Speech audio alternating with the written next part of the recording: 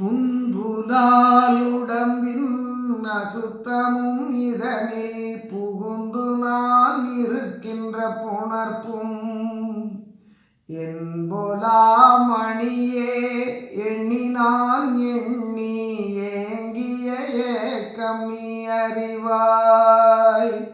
வன்புலால் உண்ணும் மனிதரை கண்டு மயங்கி உள்நடுங்கி ஆற்றாமல் என்பெல்லாம் கருக இளைத்தனன் அந்த இளைப்பையும் ஐய நீ அறிவாய். என்பெல்லாம் கருக இளைத்தனன் அந்த இளைப்பையும் ஐய நீ அறிவாய்.